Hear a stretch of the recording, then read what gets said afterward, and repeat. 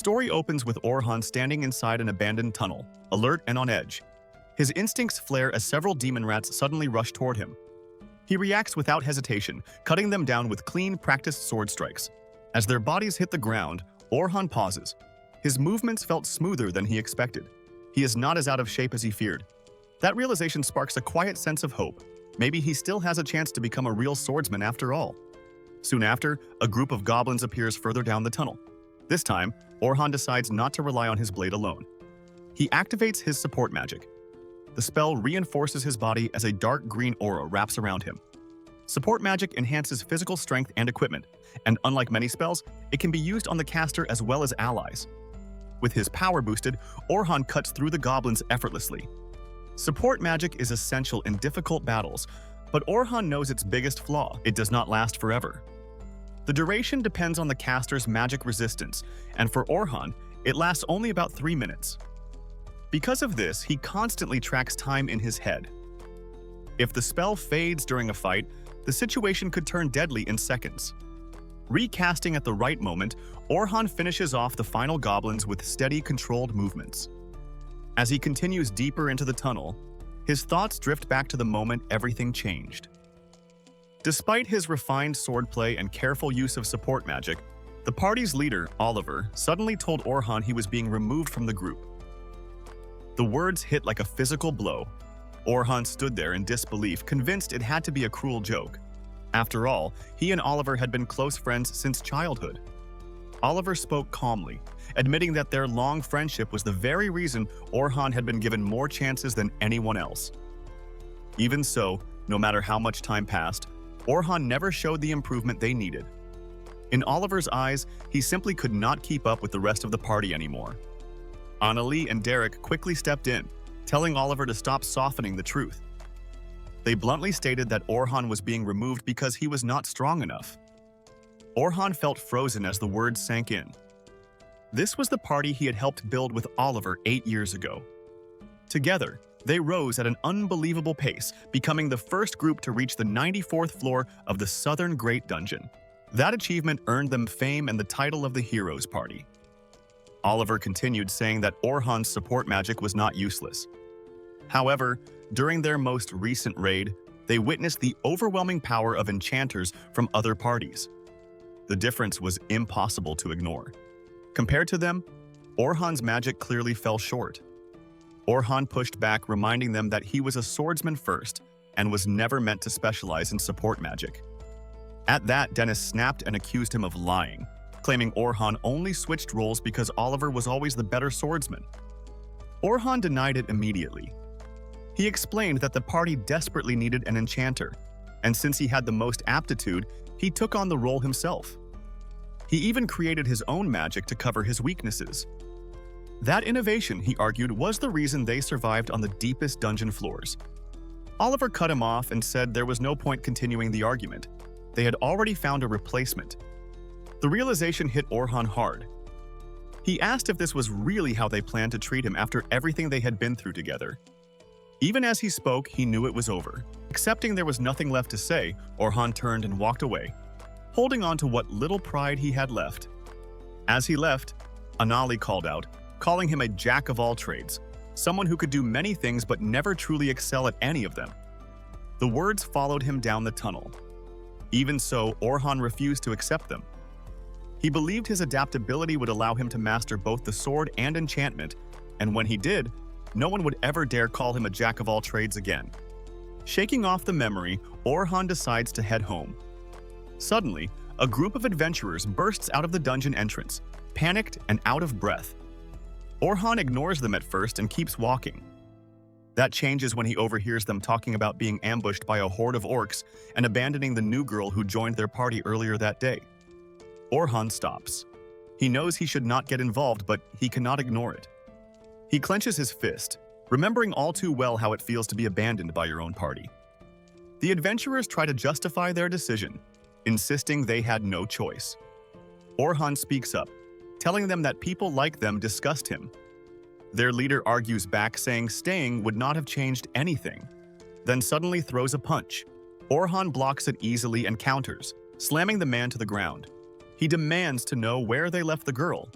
Inside the dungeon, the girl is pressed against a wall as orcs slowly close in. She raises a barrier to hold them back, but repeated strikes eventually shatter it. With nowhere left to run and no options remaining, she quietly accepts her fate. Suddenly, a powerful gust of wind fills the chamber, and Orhan appears in front of her. Without hesitation, he activates his support magic and charges into the orcs, cutting several down. The girl watches in disbelief as he fights using both swordsmanship and enchantment, unable to tell whether he is a swordsman or an enchanter. Orhan continues cutting through the orcs, leaving her stunned by his fluid and unfamiliar fighting style. He quickly understands why a low-ranking party would flee.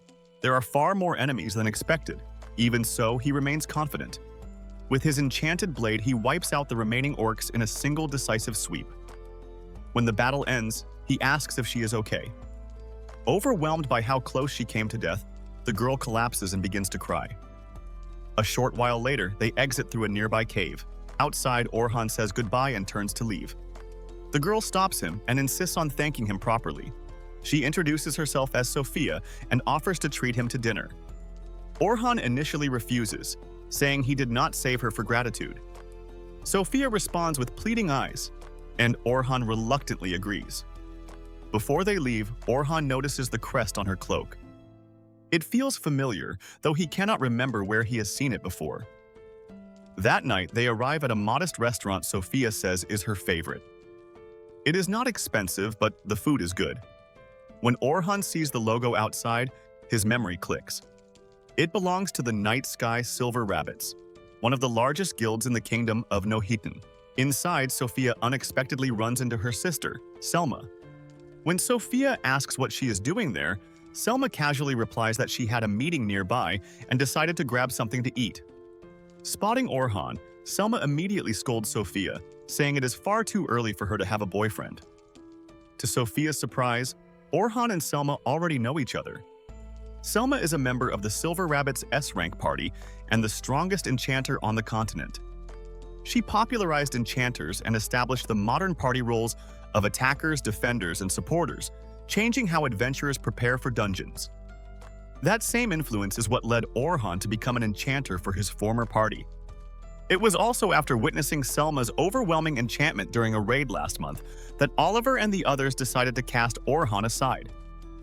Selma glares at Orhan and accuses him of trying to get close to her 14-year-old sister. Orhan quickly explains that he only agreed to dinner and had no improper intentions. Selma twists his words as an insult towards Sophia. Sophia steps in and tells Selma to stop yelling at the man who saved her life. Selma freezes as the meaning sinks in. That can only mean one thing. Sophia entered the dungeon alone. Sophia apologizes, clearly feeling guilty. Seeing that her sister is unharmed, Selma decides not to scold her further. She thanks Orhan for saving Sophia's life and apologizes for her earlier behavior. The three of them sit down to eat and talk. Sophia does not understand how Orhan and Selma know each other, so Orhan explains that they met during the raid last month. At the time, both were enchanters assigned to the same unit. Since Selma ranked higher, she was in charge, and Orhan supported her throughout the mission. Selma is surprised that Sophia does not recognize Orhan and reveals that he was a member of the famous Heroes Party. Sophia gasps and immediately begins treating Orhan more formally. Orhan clarifies that he is no longer with the Heroes Party and that they went their separate ways. Selma is shocked they would let go of someone so capable. She asks if Orhan is free now. Assuming she intends to recruit him, Orhan immediately refuses, saying he has no intention of joining another party. Selma corrects him and explains she wants him to act as a tutor on a training expedition starting the next day. She explains that the expedition will descend 50 floors into the Southern Great Dungeon over 3 days. Orhan is stunned. Even elite adventurers usually take months to reach that depth. Selma admits it will be dangerous but says it is possible if they take the shortest route. Their sponsors are heavily pushing for it. Orhan quickly understands the real reason. If recruits who cannot defeat floor bosses are allowed to descend deeper, the entire clan will grow stronger. Selma explains that a floor boss appears every 10 floors and must be defeated to proceed. If a tutor defeats the boss, The recruits only need to register at the crystal and move on. Because of this, the clan needs as many strong tutors as possible. Selma takes Orhan's hands and tells him she truly respects him, which is why she wants him on the mission. Orhan pulls away, unwilling to relive the pain of being compared to her superior enchantment. He says he already has plans. Sophia pleads with him once again. After a moment, Orhan agrees, but only on one condition. He has switched to being a swordsman. If he joins them, it will be as a swordsman, not an enchanter. Selma is surprised, but accepts the condition, assuming he can return to enchantment if needed. She tells him to report to Silver Rabbit headquarters the next morning. Later that night, Orhan visits his favorite shop. The owner thanks him for supporting the store since becoming a famous adventurer. Orhan admits he is no longer part of the heroes' party. Even so, the old man thanks him for everything and says he believes Orhan will receive many more thanks in the future. He adds that leaving the heroes' party may be a blessing and encourages Orhan to follow his heart, promising his support no matter what. Moved to tears, Orhan bows his head and sincerely thanks him. The following day, Orhan meets Selma at the guild gate, having agreed to her request. Selma remarks that he looks far livelier than he did the day before and asks if he feels relieved to be out of the heroes' party. Orhan smiles and replies that it is something like that. The next day, Orhan and Selma go to meet the leader of the Night Sky Silver Rabbits, a man named Vince Briars. Vince has already heard many stories about Orhan and his abilities, so he is confident that Orhan will be a very valuable asset to their group. Orhan respectfully tells Vince that it is an honor to meet the leader of such a famous clan. However, before agreeing to anything, Orhan asks to hear more details about the teaching expedition they are about to take part in. Vince nods and tells Selma to explain everything. As the three of them sit down together and Selma begins the briefing, the scene shifts to a moment in the past. Selma had recently learned that Orhan left the hero party, so she immediately went to report this to Vince. When Vince heard the news, he was certain that the hero party would no longer be as strong without him. Selma agreed, explaining that Orhan's support magic pushed that party to a level they honestly did not deserve to reach. She admits that while Orhan's magic effects are weaker than average, his casting speed is unbelievably fast, at least 4 times faster than her own. On top of that, his ability to read the situation and provide the right magical support at the exact moment it is needed is what makes him the perfect enchanter. The scene returns to the present meeting. By now, Orhan understands the main idea of the operation. There will be 10 rookie parties and 5 escort members, with Orhan and Selma included among the escorts. The rookie teams will take turns fighting monsters inside the dungeon, rotating between battles. If anything unexpected happens, the escorts will immediately step in. Orhan understands the plan, but one thing bothers him. He points out that having only 5 escorts is risky, and that having more would greatly reduce the risk of accidents. Selma responds by explaining that the goal is to take the rookies to level 51. She claims that if there were too many escorts, the dungeon would not be challenging enough, and the rookies would grow too comfortable. Orhan can tell this explanation isn't completely honest, and he suspects there is another reason for limiting the staff, but he decides not to push the issue. He agrees to the mission and the payment, 2 gold coins in advance and 10 more upon successful completion. The following day, Orhan arrives at the entrance of the dungeon where the students are already gathered. He runs into Selma and Sophia and notices that Sophia is wearing a new outfit. He casually compliments her on it, causing her to turn bright red. Selma is left completely speechless by the reaction.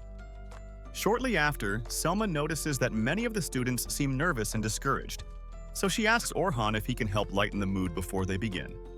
Sophia leaves to rejoin her party while Selma introduces Orhan to the rest of the escort team: Anthem and Bernard, who are defenders, and Kathy, the healer. Orhan realizes they form a well-balanced group, yet he still feels a strange sense of unease. His instincts tell him that something about this mission feels wrong, but he cannot figure out what it is. To calm the students, Selma announces to the crowd that they are being escorted by Orhan, a man who has reached floor 94 and was once a member of the hero party. Hearing this, the students' nervousness turns into excitement and confidence. Orhan later asks Selma if it was really necessary to hype him up like that, and she explains that keeping the students focused and confident is part of their responsibility. Orhan realizes she has a point and lets it go. Orhan is assigned to escort Group 10, which is Sophia's group. He notices there are only 3 of them instead of the usual 4. They inform him that they are a permanent 3-person party, which makes Orhan uneasy since fewer members often means higher risk. The group leader, Logan, confidently introduces himself and declares that he is a great enchanter who will one day surpass Selma. Orhan finds his attitude a bit much, but hopes his skills can back up his words. Next, Caroline introduces herself as the Defender. Orhan notices she isn't wearing any armor, and she explains that her fighting style focuses on dodging rather than blocking, so shields would only slow her down. Finally, Sophia gives a polite introduction, which helps Orhan relax a bit. As the group begins their journey into the dungeon, the silence of the caves gives Orhan some peace. Caroline asks him several questions about why he left the hero party, but he coldly tells her it is none of her business. Suddenly, 2 demon wolves attack from behind. Orhan doesn't even lift a finger because the trap spells he set earlier activate and kill them instantly. He believes this is the most efficient way to deal with threats without slowing the group down. By the time they reach floor 20, Orhan has observed the group in action. He realizes that Logan actually has real talent, though he is still bad at giving clear orders during battle. Caroline has incredible speed, but she rushes in without thinking and her daggers lack destructive power. Sophia is passive and holds back, but she doesn't make any serious beginner mistakes, which makes Orhan interested in her future growth. After the escorts defeat the floor 20 boss, the students register their progress and finish for the day. The next morning, Orhan reads a newspaper announcing that the hero party has already found a new enchanter. He is frustrated that the news of his removal is now public, as he worries the students might change how they see him. On his way to the dungeon, he is stopped by his former teammate, Luna. She desperately asks him to come back and reminds him of the promise they made as children to clear the dungeon together. Hearing those words causes something inside Orhan to snap. He pulls his hands away and turns his back on her. As he walks off, he accepts that while they once shared a dream, everything has changed. Some dreams are better left in the past. Orhan makes his way toward the dungeon entrance, his thoughts weighing heavy on him. He can't stop thinking about how he was kicked out of the heroes party. The worst part is that it wasn't just rumors anymore. Today's newspaper spelled it out clearly for everyone to see. That means all the new recruits already know, and most of them are probably unsure what to think of him now. Selma had hyped him up as a former member of the heroes party, and now that image has completely shattered. When Orhan arrives, all the rookies are already gathered at the entrance. The mood feels off right away. The energy is stiff and uncomfortable. It's obvious everyone has read the paper. The recruits whisper among themselves, openly talking about how Orhan isn't part of the heroes party anymore. Logan can't help thinking that things would feel different if Orhan had left on his own terms. But the article didn't say that. It said Orhan was kicked out for being too weak, and that changes everything. Orhan tries to greet the group, but the response he gets is awkward and uneven. Some reply politely, others avoid eye contact. It hits him fast that he's no longer welcomed the same way he was yesterday, all because of a few printed headlines. Right then, Selma arrives with Ant, Bern, and Kathy. She immediately apologizes to Orhan, admitting she may have caused some confusion by leaning too hard on his heroes party background to reassure the rookies. Orhan shuts that down right away, telling her none of this is her fault. He encourages Selma to lead with confidence and focus on guiding the group, while he supports from behind. Ant, Bern, and Kathy back him up, saying that whatever happened between Orhan and the heroes party doesn't matter. What matters is that Orhan is one of the few people alive who reached the 94th floor of the Southern Great Dungeon and survived. Hearing that takes some pressure off Orhan's shoulders. He heads back to his assigned party, where Sophia and Carol greet him cheerfully. Logan, on the other hand, looks uncertain, clearly unsure how he's supposed to act around Orhan now. Sensing the tension, Orhan decides to address it head-on and asks if they all saw the newspaper. Sophia and Carol say they did, but they don't believe a word of it. Logan, however, asks Orhan straight up if the article was telling the truth. Orhan answers honestly. The paper wasn't lying. He really was kicked out of the heroes party for being too weak. He apologizes for not saying anything earlier and admits that he understands if they feel disappointed. He even says he knows he's not the hero everyone expected him to be. Sophia snaps back immediately, saying that's not true. She reminds everyone that she personally saw Orhan take down an entire horde of orcs by himself without even breaking a sweat. Orhan thanks her and tells the group that even though he's no longer part of the heroes' party, he's still more than capable of helping them reach the 51st floor safely. He asks them to trust him. Sophia and Carol seem satisfied with that answer, but Logan still looks uneasy, feeling like something was kept from him. The expedition finally begins. Today's goal is to descend from the 21st floor to the 35th floor.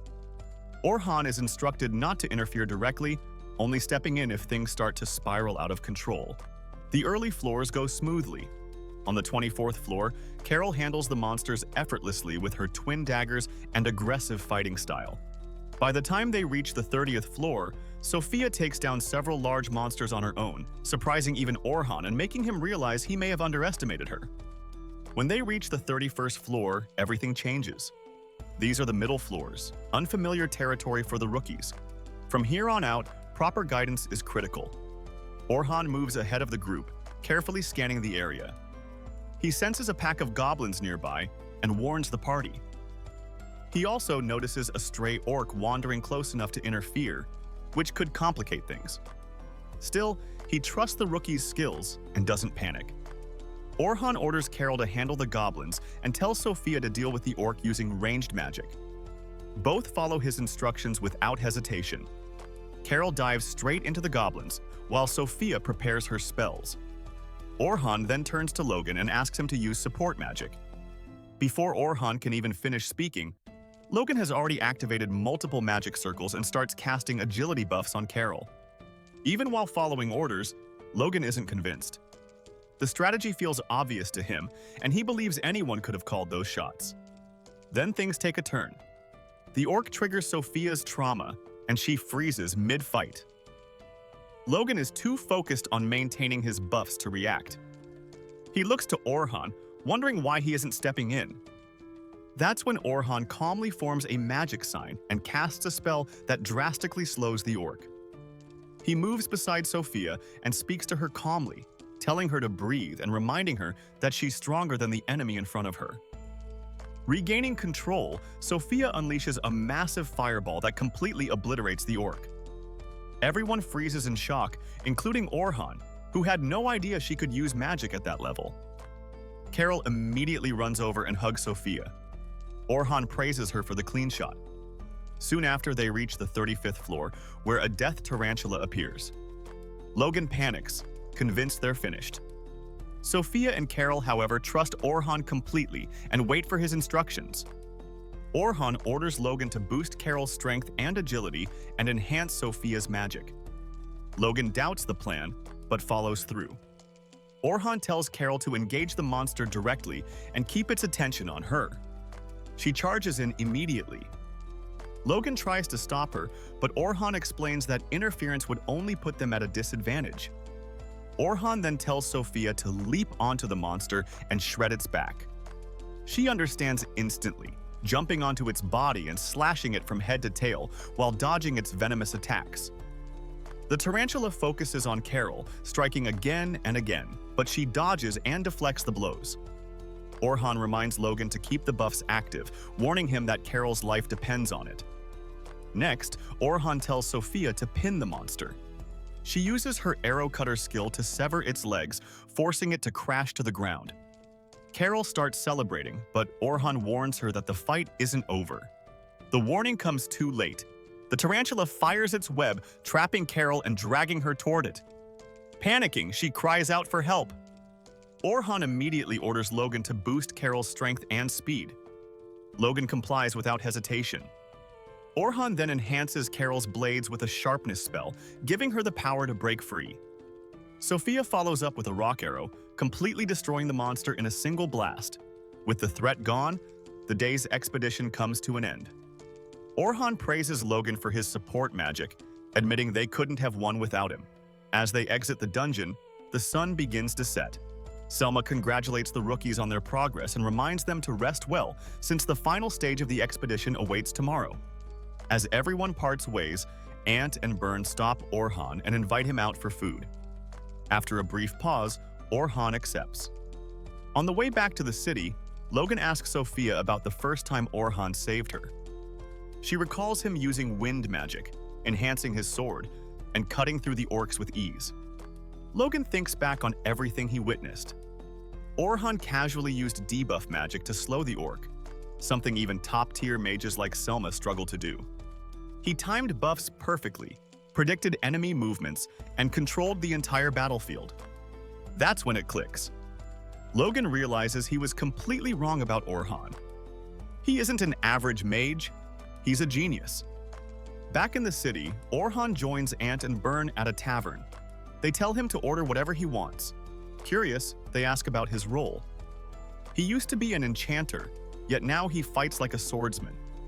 Orhan explains that he always wanted to be a swordsman, inspired by watching his grandfather slay a massive beast when he was young. He explains that as the hero's party descended deeper, they adopted Selma's enchanter-centered strategy. Since no one else had the right aptitude, Orhan gave up his role as a swordsman for the sake of the party. Thinking back, he believes the hero's party has no chance of clearing deeper floors without him, but he pushes the thought aside. Orhan tells them that his new goal is to become a fully self-sufficient swordsman who can conquer even the deepest dungeon floors alone. What he doesn't know is that the very next day, the hero's party will cross paths with him again in the dungeon he plans to conquer. The next morning, Orhan heads toward the cave, fully aware that this will be his final day leading the younger party. As he approaches the entrance, he spots Sophia and the others waiting for him. They greet him warmly, and Orhan immediately senses something different. The group's confidence in him has grown, and even Logan, once distant, now looks at him with trust. Carol suddenly breaks the moment, announcing that since today is their last day together, Sophia has something she wants to say. She nudges Sophia repeatedly, urging her forward, but Sophia freezes, clearly too nervous to speak. The reason becomes clear. The night before, while bathing, Sophia admitted to Carol that she wanted Orhan to stay with the Night Silver Rabbits and help guide them to the top. But before she can confess this herself, Selma calls Orhan away. He reassures Sophia that they'll talk later and walks off, leaving her words unspoken. As Orhan heads toward the other guides, he overhears rookies discussing the hero's party. Apparently, they're entering the dungeon today as well, planning a trial run with their new member to test how well the team works together. Curious, Orhan wonders which floor they're attempting. The answer catches him off guard. They're starting from the 92nd floor, not the deepest level, the 94th. The decision shocks him. Starting that high with a brand new member is dangerous. In Orhan's mind, they should be rebuilding synergy on lower floors first. Still, he forces himself to stop thinking about them. Worrying about the hero's party won't help him now. He has his own path to walk. On the 92nd floor, Oliver rallies his team, confidently claiming they won't have any trouble clearing the dungeon, though they still need to stay alert. He turns to their newest member, Philly, a green-haired enchanter, and invites her to show what she can do. The tank echoes his confidence, while the mage smugly adds that Philly isn't some useless jack-of-all-trades like Orhan, so everything should go smoothly. Oliver then glances toward Luna. She's silent, visibly tense, and clearly unhappy. She never wanted Orhan gone. Oliver, however, believes that after today's run, even Luna will admit that removing Orhan was the right call. What Luna doesn't know is that she was never part of the plan to expel Orhan. She only discovered it the night before, during the celebration Oliver threw to welcome Philly into the party. During that party, Anne and Derek openly mocked Orhan, saying that with a real enchanter on the team, they'd reach the 100th floor in no time. Anne even bragged about how much money the party had, complaining that Orhan was too careful and never let them spend freely. That conversation made Philly uncomfortable. She asked if party funds weren't meant strictly for party needs. Anne waved it off, saying, "Money is useless if you don't enjoy it." Oliver shut the discussion down, declaring Orhan irrelevant and telling everyone to move on. Just as the group raises their glasses to celebrate Philly's arrival, Luna bursts into the room, breathless, demanding to speak with Oliver. She immediately notices Philly, someone she's never seen before, and asks if they can talk privately. Oliver refuses, insisting they speak openly in front of everyone. With no choice, Luna blurts out what she heard. Orhan is going on a raid with the Night Silver Rabbits. She demands to know how that's even possible. Derek and Anne react with disbelief. Anne scoffs, asking how Orhan could join another party in just 3 days after being told how weak he was. Derek claims Orhan must still be waving around his S-rank badge, the one he earned thanks to them. Confused and angry, Luna asks what they're talking about. Oliver tells her to calm down.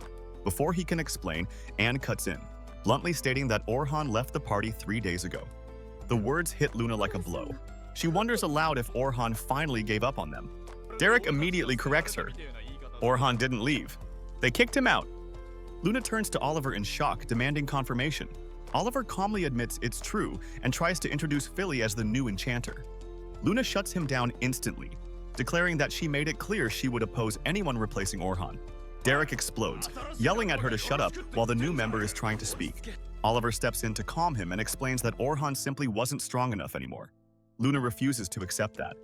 She insists Orhan was the core of the party, the reason they survived and progressed. Without him, she says, they won't make it any further. Anne mocks her, saying she's the only one who ever thought Orhan was special, and that it doesn't matter now. The decision is final. Oliver redirects the conversation to their next objective. Since this is their first dungeon run with Philly, they'll start on the 92nd floor and slowly work back up to the 94th. Luna immediately rejects the plan, saying she has no intention of dying today. Derek laughs, reminding her they've already reached the 94th floor before. Luna pushes back, arguing that even with a skilled enchanter, they should start lower. Derek counters that they already cleared the 93rd floor, so stepping back makes no sense. Luna snaps that the 92nd floor houses the Black Dragon, and they barely survived it last time. Anne laughs it off, claiming that was only because they had a weak enchanter back then. Oliver insists they're just testing teamwork and won't necessarily fight the dragon. Luna tries one last time to object, but Oliver cuts her off. The plan is set. Back in the dungeon, the heroes' party confronts the mammoth boss of the 92nd floor. Last time it was easy. This time, it's not. Oliver charges in and strikes, but the mammoth blocks and forces him into cover as Derek prepares to counter. Behind cover, Oliver feels his buffs fade and his body grow heavy. Something is wrong. He questions Philly, who admits she's still adjusting to their combat rhythm. That answer rattles him. Orhan figured out their entire flow within hours. The mammoth fires an energy blast at Derek. He tries to block but slips, redirecting the attack toward Anne. She screams at him in frustration. Even Derek doesn't understand why his defense failed. Anne retaliates with fire magic, but the attack barely affects the monster. Oliver orders her to focus, but Anne insists she's fighting normally. Her spells just feel weaker. Oliver tells Philly to boost Anne again. She does, yet the next blast still leaves no damage. The mammoth counters, nearly killing Anne before she barely escapes behind a rock. Oliver is stunned. Philly's enchantments should be stronger than Orhan's, so why are they losing? Another blast snaps him back as he barely dodges while Derek blocks the next hit. Oliver orders Anne to flank the beast, but she's quickly repelled. He demands that Philly warn them of incoming attacks. She says she can't manage that on top of everything else. Oliver snaps that battlefield awareness is part of an enchanter's job.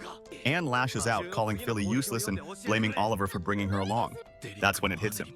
None of them are fighting at full strength. Even his sword feels wrong. Something crucial is missing. Before they can recover, the ground trembles. The black dragon emerges from the depths. Luna panics and screams for everyone to retreat. The dragon lands and crushes the mammoth effortlessly. Oliver freezes. This shouldn't be happening. Still, he refuses to flee, insisting they've beaten the dragon once before. Derek braces to block the dragon's fireball, but he's instantly overwhelmed and blasted away. Anne tries to counterattack and is knocked unconscious despite taking cover. Luna begs Oliver to run, but instead he orders Philly to buff him and charges a powerful attack straight into the dragon's flames. He barely survives and collapses to one knee, disoriented. Luna drags him back and demands they use an emergency teleport crystal. Philly warns it will send them into a lower-ranked boss room. Luna doesn't care. It's their only chance. Oliver agrees, gathers the team, and activates the portal. Just before they escape, the dragon dives in, slams them back, and enters the portal itself. At first, Derek thinks that might be a blessing. Luna immediately shuts that down. This is the worst possible outcome. Now, some low-rank party will be slaughtered by the dragon. She insists they return to the guild and force teleport everyone out of the dungeon. Oliver agrees, and they sprint toward the exit. As they run, Luna finally reveals the truth. Orhan had developed original spells, magic that amplified effects by 50 times. Philly is stunned. Even Selma could only manage a 10-fold increase. Luna confirms it. Without Orhan, they were never truly strong. They were only strong because of him. Oliver refuses to accept it. He swears that he'll kill the dragon without Orhan's help. The party races toward the guild, praying the dragon hasn't claimed any lives yet. Back on the 50th floor, Orhan tells his party that once they reach the 51st floor, their objective will be complete and they can return for the day using the teleportation crystal. Everyone agrees without hesitation. Still, a sharp sense of unease settles in Orhan's chest. He scans the area, searching for anything out of place, but finds nothing. When he looks up, he notices thick clouds blotting out the sun, casting the floor in an eerie gloom. He cannot explain why this feeling will not go away. Everything should be going according to plan. The floor boss is all that remains, and defeating it should be simple for the guides. After that, they can head home with the expedition marked as a complete success. And yet, every instinct in Orhan is screaming that something is wrong, that they should leave immediately. Carol breaks his train of thought, eagerly asking what kind of monsters they can expect next. Seeing her excitement, Orhan reminds her that her role as a tank is to protect her teammates. She cannot rush ahead trying to handle everything on her own. Carol disagrees, arguing that if she defeats the enemies herself, she is making things safer for everyone else. In her mind, a tank belongs on the front line, and that is exactly where she intends to stay. She presses Orhan for more advice on how to fight even better. Orhan sighs and tells her that strength alone is not enough. She needs to learn how to fight as part of a team instead of trying to carry every battle herself. The sooner she understands that teamwork is essential, the better prepared she will be for the future, especially when progress depends entirely on trusting allies. Carol grimaces, muttering that it sounds boring. Logan jumps in, telling her to listen and appreciate the advice, saying that even the legendary adventurer Albert believed teamwork was everything. Orhan turns to Logan and asks if he is talking about Albert of the Night Sky Silver Rabbits. Logan perks up, surprised. Orhan explains that nearly everyone knows Albert, the undisputed strongest member of the Night Sky Rabbits, who was believed to have died fighting the Black Dragon on the 92nd floor the year before. Logan adds that even in death, Albert became a legend who would never be forgotten. Carol's expression darkens as she quietly says that Albert died protecting one of his comrades, even though that responsibility belonged to the tank. She explains that he knew his death would devastate his family, yet he still chose to act. Because of that, she believes the best way to protect others is to keep them as far from danger as possible. If she fights alone on the front line while her team stays back, they can escape if things go wrong. Orhan notices the pain behind her words and decides not to push further. Instead, he lightens the mood by telling Carol that he is counting on her today. Her face brightens instantly as she confidently tells him to leave it to her. Sophia quickly shifts the focus, asking Orhan what she lacks as a mage and how she can improve as a teammate. Logan follows, saying he wants advice too. Orhan tells them to calm down as they move into the 36th floor, where the rookies begin warming up. Selma calls out to Orhan, reminding him that this is their final day and the most difficult one so far. She stresses that they must ensure nothing goes wrong. She then remarks that the rookies seem to have grown attached to him. Orhan admits that after the newspaper article, he assumed he had lost all of their respect. Instead, he realizes that they are far more perceptive and independent than he expected. Selma agrees, saying the group may be difficult at times, but they have a bright future ahead. She then mentions that Albert's death was a devastating blow to the clan. After losing him, the Night Sky Rabbits fell behind, allowing Orhan's former party to take the lead. Orhan replies that the Black Dragon was incredibly dangerous for his party as well, and they nearly lost someone during that battle, which would have crippled them. Selma admits that the hole Albert left behind has never truly been filled. She then asks Orhan directly if he would consider joining their party. Orhan says he is honored, but explains that a party does not need two enchanters, especially when one of them is the strongest mage on the continent. Selma blushes and clarifies that she is not asking him to join as an enchanter, but as a swordsman. The offer catches Orhan off guard. Selma tells him she will be watching closely today to see what he can do as a swordsman. Soon after, everyone splits into their assigned groups, leaving Orhan with the 3 rookies he is supervising. Carol asks why they are splitting up, saying she does not like the idea of getting lost in the cave system. Orhan explains that this is an important exercise, since parties often need to split up to search multiple paths at once to find the boss room. Large clans like the Night Sky Rabbits have a clear advantage because they can explore entire cave systems quickly. Logan remarks that Orhan has reached deeper floors than anyone else alive, so they should not face trouble here. The rookies begin asking what the deepest floors are like and what kinds of monsters live there. Orhan explains that the deep floors begin around the 72nd level, where the environment shifts into frozen mountains with constant blizzards and ice-based monsters that prey on the careless. He quickly tells them to focus, not wanting to unsettle them before the task ahead. As they move deeper, the caves feel unnervingly empty. Logan points out that they have not encountered a single monster yet and asks if the 40th floor is usually this quiet. Orhan shakes his head as the uneasy feeling in his stomach grows stronger. Carol loudly complains that she wants to fight something already, and almost on cue, a blue goblin steps out from behind a rock. Excited Carol rushes forward without hesitation. Orhan calls out to stop her, but she is already too far ahead. He quickly casts an agility-reducing debuff on the goblin, allowing Carol to defeat it in a single strike. She celebrates, but Orhan warns her not to charge in without thinking. Blue goblins are fast and powerful, and her recklessness could have put the entire party at risk. Carol admits her mistake. Orhan uses the moment to teach her active defense, explaining that she should watch enemy movements and strike just before they attack. This shuts down the enemy's offense completely and gives her teammates a major advantage. Carol listens closely, impressed. Logan then steps forward, asking for guidance as well. Before Orhan can respond, Logan activates a trap spell as two wolf monsters rush them from behind. Spikes burst from the ground and impale the wolves instantly. Orhan explains that trap magic is essential for battlefield control, allowing the party to focus forward without worrying about surprise attacks. Logan absorbs every word, thinking that he wants to become a mage like Orhan. Orhan then turns to Sophia and tells her to begin practicing using two spells at once. She says it sounds difficult, but Orhan assures her that it only takes practice. He explains that advanced casters can handle multiple spells at the same time. Sophia asks why she should not focus on using stronger magic instead. Orhan explains that powerful spells require preparation time, leaving the caster vulnerable. By layering spells, she can minimize downtime and keep constant pressure on the enemy. Eventually, they reach the boss room. The guides regroup and tell the rookies to stay back and observe. Orhan enters with the others and tells them to focus on attacking while he provides support. The battle begins and Orhan immediately moves, slashing the boss's legs just as it prepares to attack and forcing it to stumble. He quickly places a trap behind it, creating a barrier that blocks any escape. Selma follows up with multiple spells at once, forming several magic circles simultaneously. The tank blocks the boss's counterattack, and another swordsman finishes it with a decisive strike. The rookies watch in awe as the fight ends in moments. Logan is stunned by the precision and coordination, realizing that not a single movement was wasted. The expedition pushes forward, clearing floor after floor until they reach the 50th floor's boss room. The final boss is a massive crab with an almost indestructible shell. Selma tells Orhan that if he can sever one of its claws, the rest will be easy. Orhan draws his sword and steps forward, unfazed by the warning about the creature's hardened shell. He leaps into the air and strikes the crab's joint, slicing cleanly through its massive claw. With the main threat removed, Selma and the others defeat the monster with ease. The group celebrates as the expedition finally reaches its conclusion and they prepare to return. Then Orhan is hit by an overwhelming wave of dread. The air begins to crackle, and reality itself fractures as a rift opens before them. From it, the black dragon emerges, flying straight toward the group. Orhan's blood runs cold the moment he sees the black dragon, and he immediately screams for everyone to run. But he quickly realizes that he is the only one still able to think clearly.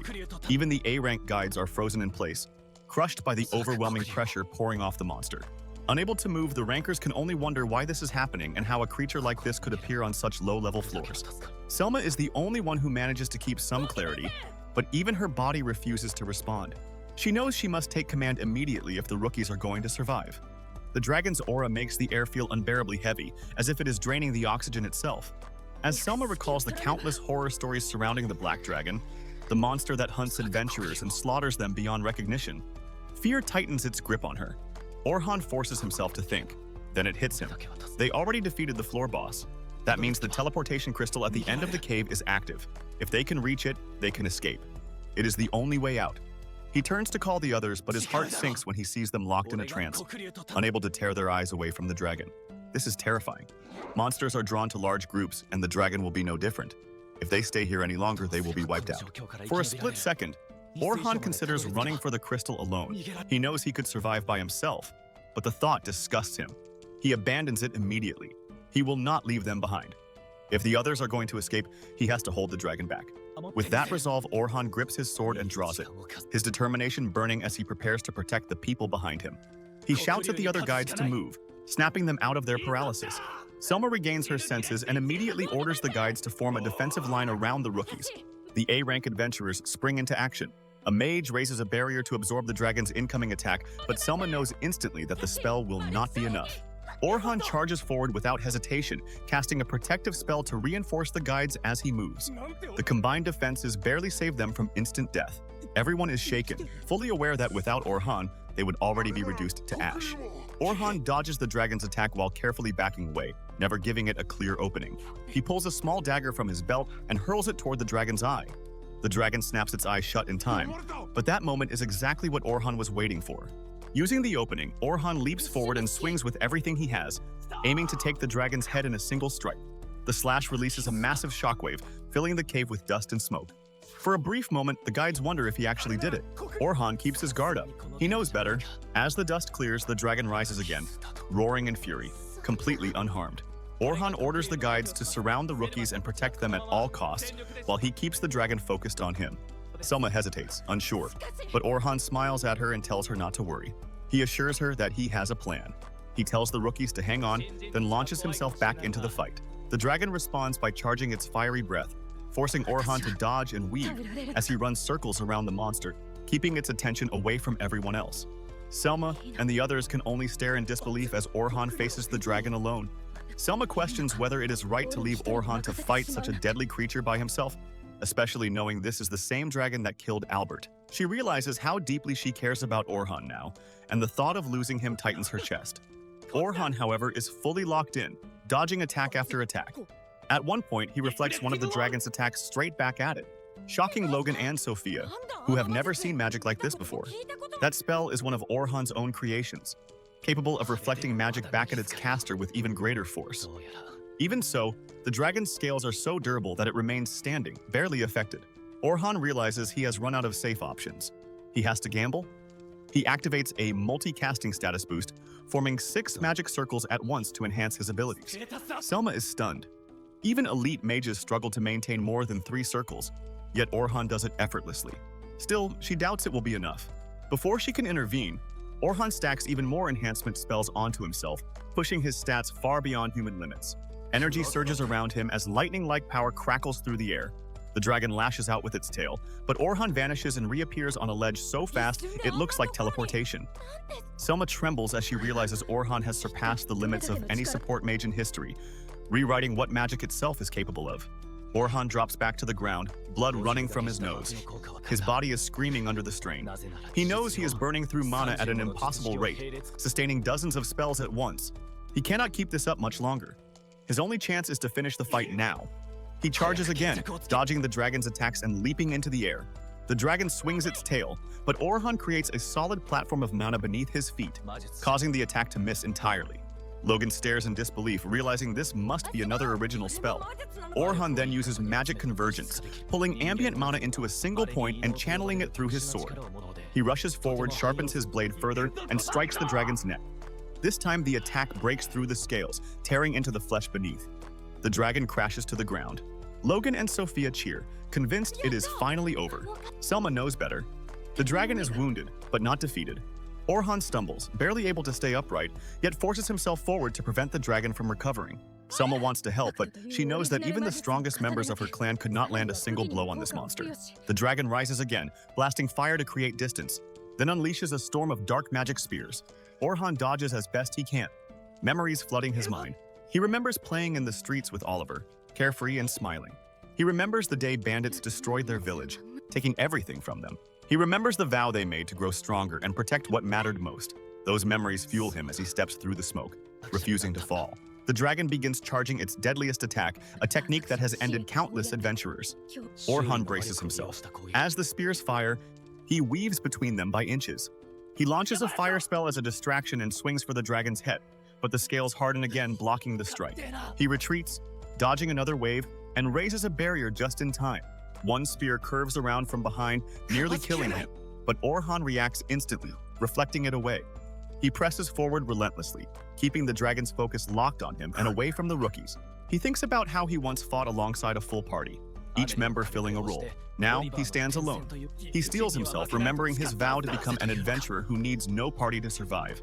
He sets a trap spell that relentlessly bombards the dragon, buying him time to fully charge magic convergence into his sword. The blade turns pitch black as power gathers. Orhan swings with everything he has, cutting through the dragon's attack and striking it squarely in the chest. The dragon roars and surges forward, forcing Orhan back as his buffs begin to fade. Using the last of his mana, Orhan boosts himself one final time and delivers a crushing blow that knocks the dragon from the air. Still, the dragon rises again. Orhan breathes heavily, realizing both of them are at their limits. His sword shatters in his hands. With no other choice left, he decides to end the fight here or die trying. He forms a dark convergence point, condensing all remaining energy into a single, focused blade. Gripping it with both hands, he charges forward. The dragon fires another barrage of spears, but Orhan dodges, blocks, and reflects them, using every ounce of strength he has left. He launches himself off a reflected spell and drives his final attack straight into the dragon's head. A massive explosion engulfs the cave. When the dust settles, Selma finds Orhan still alive, barely standing, leaning against what remains of his weapon. He does not realize it yet, but he has just done the impossible. Orhan has defeated the Black Dragon on his own. When the hero's party finally arrives at the dungeon, they immediately notice a teleportation light glowing outside the entrance. That can only mean one thing. Forced teleportation has already pulled everyone out from inside. Just beyond it lies the massive corpse of the Black Dragon. Oliver instinctively steps forward and stands guard, but it quickly becomes obvious that the dragon is truly dead. That is when Luna spots Orhan barely standing nearby. His black blade fades from existence as he struggles forward and quietly asks her to handle the aftermath before turning away. It does not take long for everyone to realize something terrifying. Orhan is the only one injured, which means he fought the Black Dragon alone. Eric immediately protests, saying that is impossible and demands to know what really happened. Orhan gives no explanation. He simply walks away. That silence only fuels Dirk's anger. He lashes out, accusing Orhan of reckless behavior and implying he should be punished for it. Luna cuts him off coldly. The facts are clear. Orhan defeated the Black Dragon. Instead of lashing out, they should accept their own weakness. Furious at being contradicted, Dirk moves toward her, but Luna paralyzes him instantly with a spell. She reminds everyone that the fight is over. Oliver orders them to stop. Even so, the frustration on his face is unmistakable as he watches Orhan leave without a word. That night, Sophia sits in her room, unable to stop smiling. Her expedition report will revolve entirely around Orhan. He gave her courage. He helped her cast her first advanced spell. He taught her about parallel construction. He defeated the Black Dragon alone. He saved her again. She keeps replaying the battle in her head, the calm look on his face, the way he moved without hesitation. Her thoughts are interrupted when Selma enters the room. She looks exhausted beyond words and collapses onto the bed. Sophia has not seen her sister this drained in a long time. She gently suggests Selma take a bath before sleeping.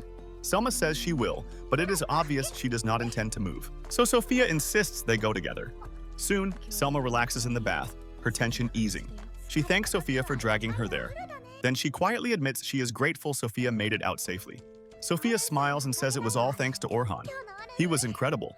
Selma asks her how it felt watching Orhan fight the Black Dragon. Sophia answers honestly.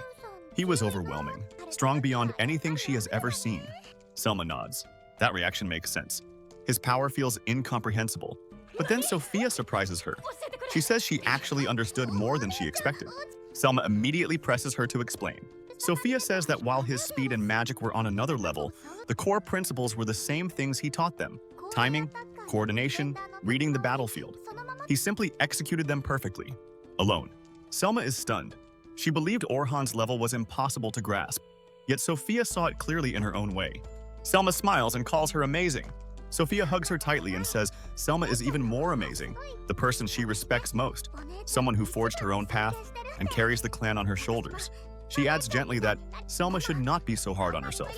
The next morning, Orhan wakes up in near unbearable pain.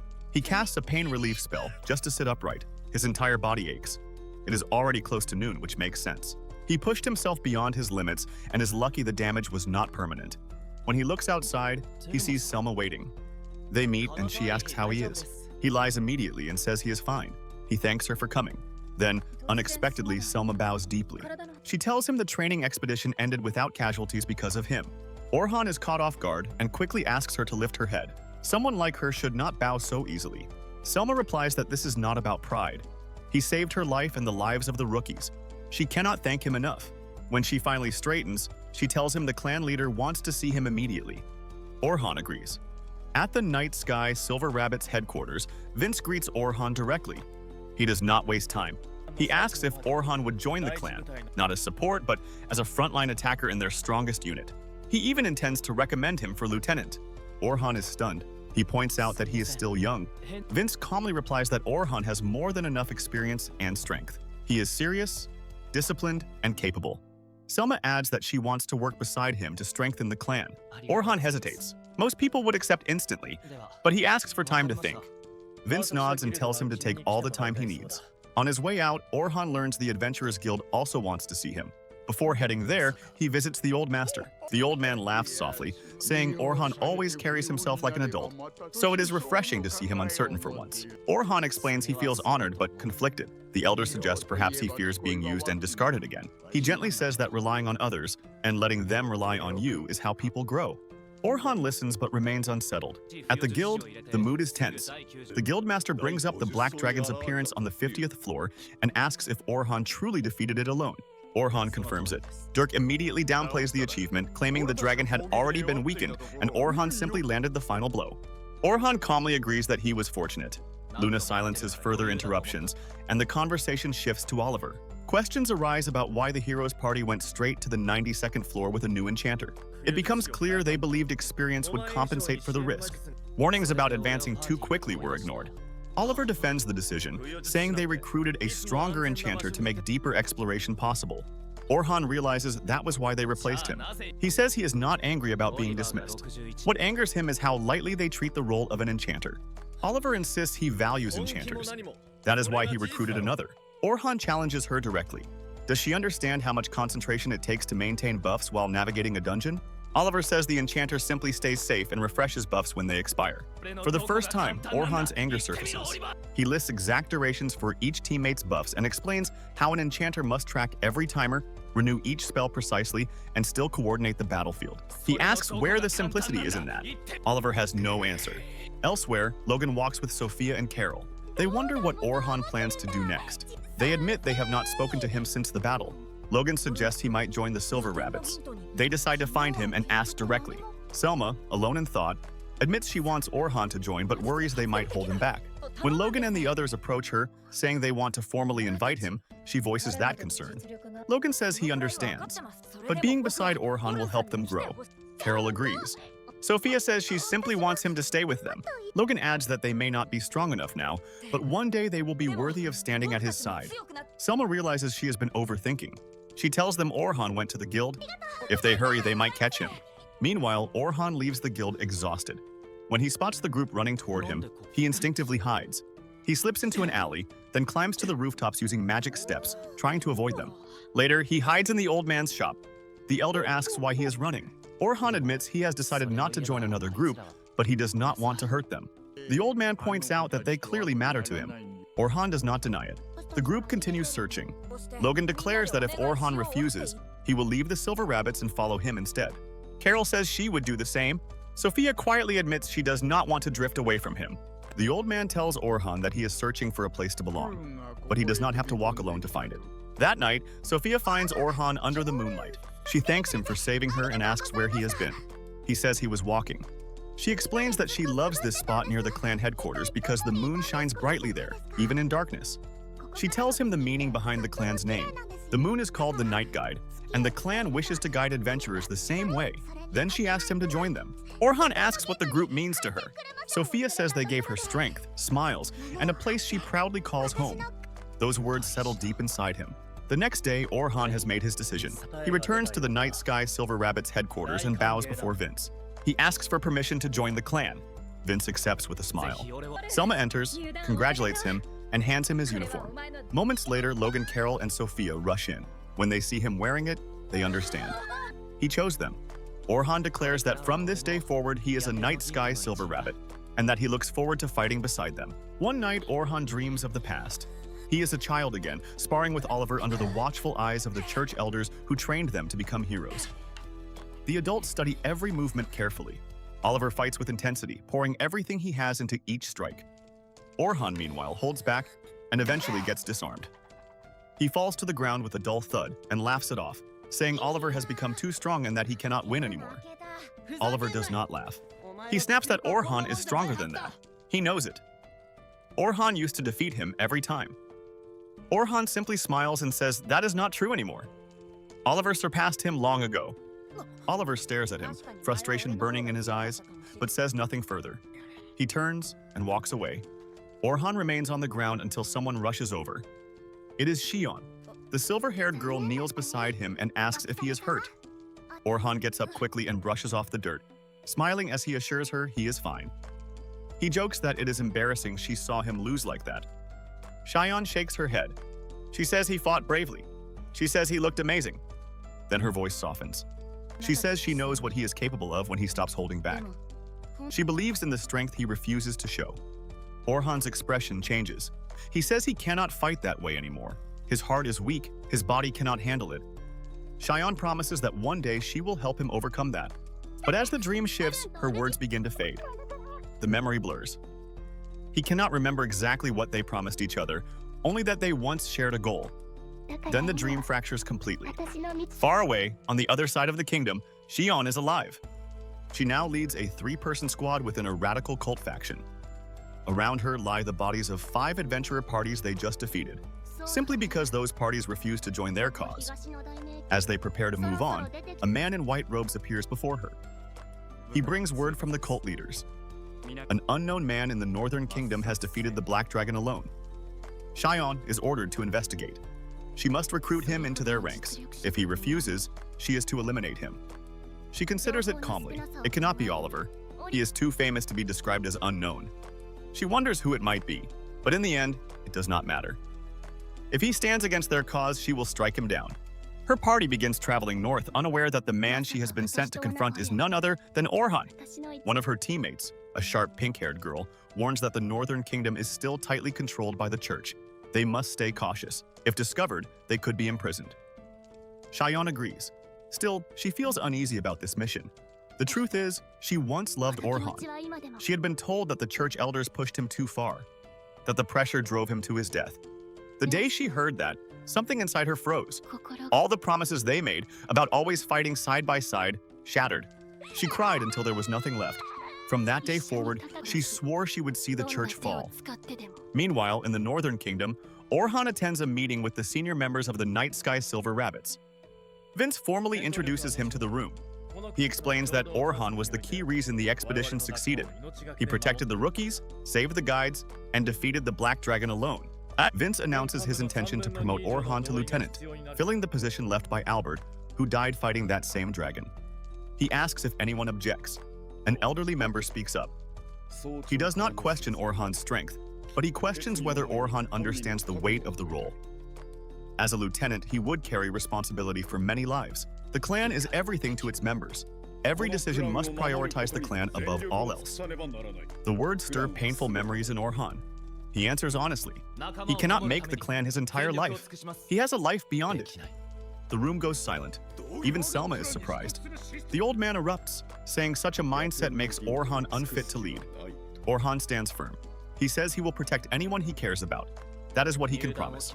He will protect his comrades, but he will not surrender himself completely to an organization. Selma realizes the difference. Orhan does not reject the clan. He refuses to lose himself within it. After tense silence, a vote is taken. It passes overwhelmingly. Orhan becomes a lieutenant of the Night Sky Silver Rabbits.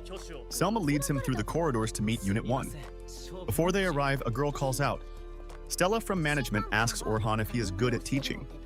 There is a new party that could benefit from his guidance. Selma supports the idea. Orhan hesitates, but Selma assures him he will have more flexibility here than he did in the Heroes Party. Soon, Orhan meets his new team. Rain, the blue-haired mage, introduces herself first. Though the oldest, she carries quiet insecurity. Otis, a blonde healer, follows confidently. Then comes Will, the tall, silver-haired defender who has been trying to fill Albert's frontline role. Selma reintroduces herself formally as the unit's enchanter and leader. Orhan realizes these are now his comrades.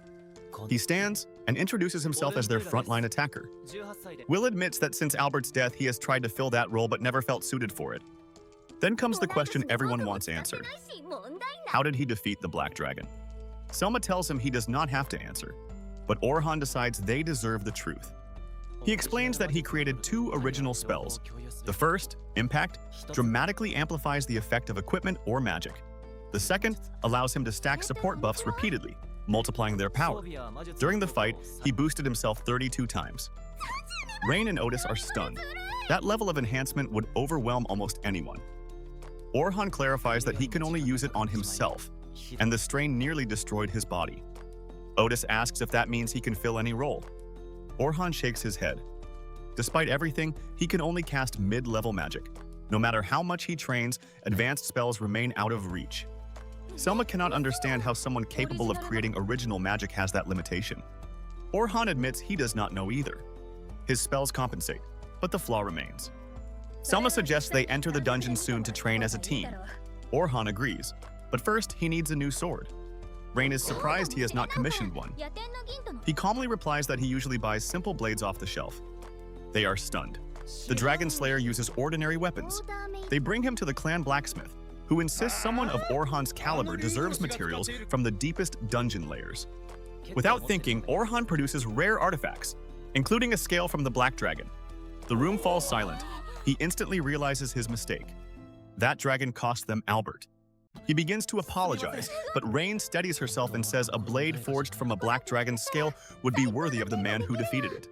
The next day, Orhan and the others gather to plan their next round of dungeon training. Orhan is determined to prove that choosing him was the right decision.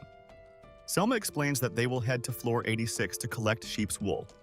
While they are there, they will also use the mission to sharpen their teamwork. It is not just about gathering materials. It is about learning to move as one unit. Once they enter the dungeon, the scenery on floor 86 immediately catches their attention. The wide rocky plains stretch endlessly, but Selma quickly reminds everyone not to relax. The sheep may be the goal, but powerful earth dragons roam this floor as well. And more importantly, today is about syncing with Orhan. Selma begins assigning roles. When it comes to Orhan, she hesitates. She knows he could probably clear the entire floor by himself if he wanted to. So she awkwardly tells him that if fighting alone is easier, he should not hold back. Lucia immediately points out that if Orhan fights solo, they will never improve their teamwork with him. Selma realizes how that sounded and quickly apologizes. Rain comments that it is unusual to see Selma distracted. Before anyone can respond, a fireball streaks toward them. Orhan blocks it instantly and tells the team to locate the attacker. Lucia activates her tracking ability. Orhan looks confused, and Selma explains that Lucia can sense magical energy and pinpoint its source. Within seconds, Lucia identifies the Earth Dragon's location and forces it out with a flash spell. Will charges forward while Selma tells Orhan to watch closely. Will expertly blocks and deflects the dragon's attacks, holding its attention. Rain begins chanting, building up a powerful spell while Selma enhances him. When the timing is perfect, Rain unleashes an explosion that wipes the dragon out in one strike. Orhan praises them immediately. Will did not just block the attacks, he neutralized them. That is no easy feat, especially with a double-bladed weapon few can master. Lucia's tracking removed the hardest part of the fight before it even began. Rain's casting speed is impressive, and tying it all together is Selma's precise leadership. Orhan says he expected nothing less from Unit 1 under Selma's command. But before they can relax, 2 more Earth Dragons appear. It is the perfect chance to refine their coordination. As they advance, Orhan senses something off. He turns and fires a rock arrow at a camouflaged turtle monster that had been hiding. Now they are surrounded. Selma does not hesitate. She orders Will and Orhan to handle the dragons while Rain and Lucia take care of the turtle. At the same time, she begins communicating with Orhan telepathically. He is surprised to realize that this is her supernatural ability. It is incredibly useful. Rain and Lucia bait the slow-moving turtle. With time on their side, they combine their spells and eliminate it cleanly. On the other side, following Selma's instructions and matching Will's movements, Orhan activates Impact and cleanly severs both dragons' heads in perfect sync with the team. After the battle, Orhan admits that he feels good fighting like this. He had almost forgotten what it felt like to move as part of a unit instead of alone. The others praise him in return. They have never seen someone defeat 2 Earth Dragons in a single blow. His impact magic is on another level. As they continue forward, Selma's expression grows serious. She asks if he truly believes they are ready to conquer floor 92. Orhan answers without hesitation. Yes, even without him, they are strong enough. Their overall level is high and their teamwork is solid. Rain's eyes fill with tears. After losing Albert, they trained relentlessly but never knew if it was enough. Orhan understands. He can imagine how hard they pushed themselves. He is confident they can defeat the Black Dragon this time. Still, Selma remembers the terror of that fight. She refuses to let anyone else die. She asks Orhan to keep lending them his strength. He reassures her that he swore to protect his comrades and that he is a member of Unit 1 now. They will face it together. They finish their hunt and leave the dungeon hours later. It was a successful mission. Before parting ways, Orhan asks Selma where the exploration department is located since he needs to visit the next day. She offers to go with him, as she also has business there. He thanks her. That night, Unit 1 throws him a welcome party. The atmosphere is warm and loud. They promise him that he will never regret joining them. Orhan, feeling nostalgic, admits he is genuinely enjoying himself. He wants to keep contributing. Lucia tears up, saying she never expected it to be this easy to get along with him. The others confess they were nervous about coordinating strategies with him. They were afraid that one mistake would make him leave. Rain jokingly says Selma was the most nervous of all, and hints that she might have ulterior motives. Selma blushes and insists she only cares about the team as their leader. The teasing continues until she downs her drink in embarrassment. Orhan remembers something his grandfather once told him. People often regret their decisions, but he does not regret joining this clan. As the night goes on, Selma drinks a little too much. She starts complimenting Orhan openly. He awkwardly asks her to calm down, but she leans against him playfully. Rain walks in and immediately joins the teasing. Will and Lucia watch with amusement, joking that Orhan is far too popular. They pretend not to notice his obvious discomfort. Eventually, before things spiral further, Orhan quietly casts a sleep spell to gently knock the girls out. Believing Selma was simply drunk and joking, he carries her to Sophia's room. When Sophia opens the door and sees Orhan holding her sister, her imagination immediately runs wild. Orhan quickly explains everything before misunderstandings grow. Sophia concludes Selma simply drank too much because she was relieved and happy. But seeing her sister clinging to Orhan makes something inside her stir. She wakes Selma and orders her to let go at once. Later, Selma apologizes and explains she had been under immense pressure. Orhan's presence made her feel lighter. Sophia advises her to be more careful. Selma assumes her sister is embarrassed, but beneath her words is a subtle hint of jealousy. Later that night, soaking in a quiet bath, Selma reflects. With Orhan in the unit, a huge burden has lifted from her shoulders. She remembers the awkward party and resolves to avoid misunderstandings in the future. As an older sister, she should support Sophia's first love. At least that is what she tells herself. But then she remembers Rain's teasing. Was it really just relief, or was there something deeper behind her feelings? For the first time, Selma questions her own heart. And just like that, a quiet rivalry begins to take shape. One filled with racing hearts, unspoken emotions, and a certain red-haired swordsman standing right in the middle of it all. The next morning, Selma walks with Orhan to the management reception area, where Stella is already waiting for them. Her desk is covered in piles of papers and documents, but she does not seem bothered by the mess at all and continues working as if everything is perfectly normal. Stella introduces Orhan to Carla, the woman responsible for supervising the new adventurers who join the clan. Carla greets him warmly and explains that he will now be responsible for training Group 10. From this point forward, their development will be under his guidance. She asks if he has already reviewed their files. Orhan explains that he already knew the 3 students personally, but he still went through all of their records carefully before deciding to train them himself. Carla looks relieved and thanks him for taking responsibility for the group.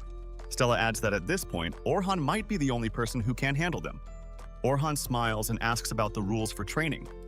He wants to know how strict he is allowed to be. Stella tells him there are no strict policies. He can train them however he believes is best. The goal is simply to teach them enough so they can survive in the outside world without getting hurt. Orhan still seems unsure. Selma quickly realizes what is bothering him and explains that he probably needs a clear goal to aim for instead of training them without direction. Stella thinks for a moment and then suggests a target. Within 6 months, the trainees should be able to clear the middle-level dungeon floors on their own. Orhan admits that is a big expectation for beginners. Stella agrees but reminds him that Group 10 is known for being both troublesome and extremely talented. They already showed impressive growth during their last expedition, so she believes they can reach that level. Orhan nods and promises to do his best. With the meeting finished, he and Selma leave the office and head back toward the training area. As they walk down the hallway, Selma suddenly stops. She quietly says that if Orhan read the files, then he probably already knows the truth about her and Sophia. Orhan lowers his gaze slightly and nods. Selma explains that Sophia is the daughter of their father and a maid who worked in their household. Sophia's mother passed away only a few years after she was born. Selma's family took Sophia in, but she never truly belonged. Because she was the child of a servant, she was always treated differently and grew up feeling like an outsider. Things became even harder when Selma left home to become an adventurer. When Selma returned for the first time, she saw the sadness in Sophia's eyes and realized how lonely she had been. Selma could not accept that, so the next time she left home, she took Sophia with her. From that day forward, Sophia lived with Selma and was treated as her real sister. Selma looks at Orhan and says Sophia is the most important person in her life. More than anything, she wants to see her succeed as an adventurer. Orhan promises he will take good care of her. After that, they part ways. Orhan heads to the training room, where Group 10 is already waiting eagerly for him. As soon as he enters, the three students rush toward him with excited greetings. Orhan laughs and asks them to calm down before sitting down in front of them. He tells them that from now on, he will be responsible for their training. The three students are thrilled. Carol immediately says Orhan is incredibly strong and can do anything. Orhan modestly replies that he still has a lot to learn himself, but Sophia quickly interrupts, saying Carol is right. After all, he defeated the Black Dragon on his own. Orhan smiles but remembers how close that battle really was. Instead of talking about it, he thanks them and tells them something important. One day they might face monsters like the Black Dragon themselves. That means they need to train harder than ever. He encourages them, saying each of them has great potential. If they keep pushing themselves, they could one day clear even the deepest dungeons. The three students become even more motivated. Orhan then explains two important rules they must remember during training. First, they must always stay flexible and keep an open mind. Things rarely go exactly as planned in a dungeon, so they must be ready to adapt. Second, they must learn to think for themselves. Just because he is their teacher does not mean he is always right. He has made plenty of mistakes in his life, and they should never blindly follow anyone. After that, he asks each of them why they chose to become adventurers. He begins with Sophia. She blushes slightly but says she wants to become like Selma. She wants to grow into someone who can make her own decisions without fear. Orhan nods and promises to help her pursue that goal. Next, he turns to Logan. Logan answers honestly. He became an adventurer for money. The girls are surprised, but Orhan encourages him to continue. Logan explains that he grew up in a poor village where people struggle every day just to survive. The villagers gathered what little money they had to send him to the city so his talent would not be wasted. He wants to succeed so he can repay them someday. But after seeing the Black Dragon and witnessing the power of true elite adventurers, he realized how far he still has to go. Orhan promises to teach him everything he can, but only if Logan gives his full effort in return. Finally, he asks Carol why she became an adventurer. She shrugs and says she does not really have a reason. She just fights monsters because when monsters disappear, people smile again. Orhan notices the pain hidden behind her cheerful words.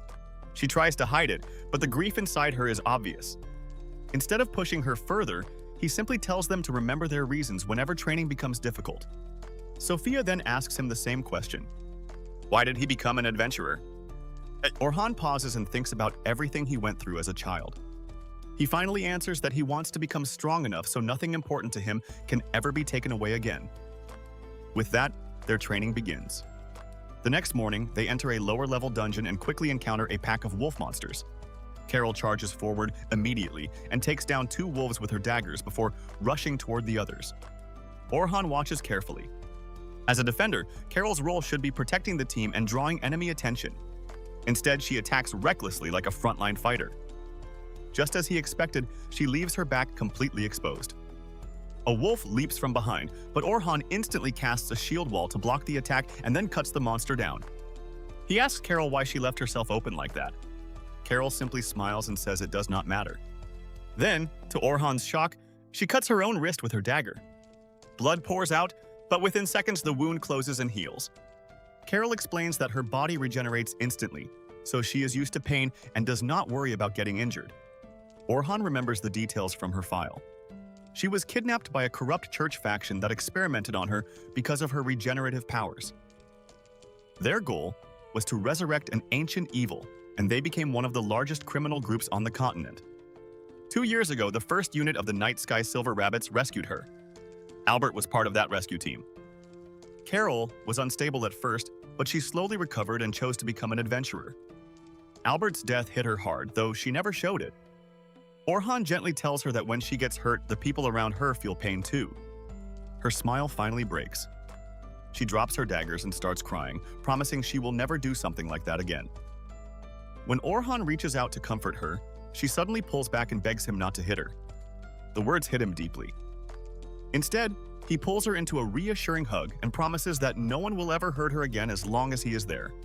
Over the next few days, the real training begins. Orhan teaches Carol how to dodge attacks instead of taking them directly. Logan begins training with a spear to expand his fighting style. Sophia practices casting multiple spells while counting backward from 500 to improve her focus. Day after day, the training continues. Eventually, Will steps in to help train Logan with spear techniques, while Orhan continues focusing on Carol and Sophia. Little by little, the three students improve. Finally, Orhan announces that they have successfully completed their basic training and are ready to move on to the next stage, which will be much more difficult. The students celebrate their progress. At that moment, Rain enters the training room and tells Orhan that the blacksmith has finished forging his new sword. Excited, Orhan heads to the forge. The blacksmith hands him the blade. The moment Orhan grips it, the sword feels perfect. The balance, weight, and grip all feel as if it was made specifically for him. Holding the weapon, Orhan quietly promises himself that with this sword, he will protect his comrades and make sure none of them are ever hurt again, not realizing that even greater challenges are waiting just ahead. And that is where this episode ends. Remember to like and subscribe. Thanks for watching, and we will see you next time.